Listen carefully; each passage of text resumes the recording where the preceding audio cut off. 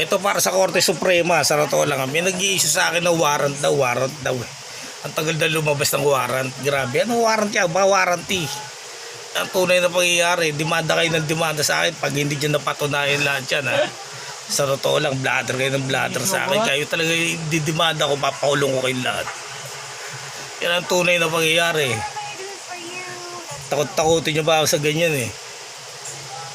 Gumagawa kayo ng mga issue nyo, ha? O diba? Kasi marami akong basher guys eh. Sa totoo lang, may pawarant pa sila nalalaman. Alam ba yung warrant kung ano ibig sabihin yan? Basa ka lang ng Miranda rights, ibig sabihin, hulihin ka na. O diba? May kaso ka na. Nonsense. Kasi binasaan ka na eh. O, kahit hindi totoo. Yan, tunay na pangyayari oh. Hindi nga ako naalis dito sa bahay namin, may pawarant pa kayo nalalaman. Mag-aral muna kayong constitution na. Yan ang tunay. Bladder kayo ng bladder. Basta may nagdemanda sa akin, ikaw talaga papakulong ko. Yan ang tunay. Patunayan mo yan ha.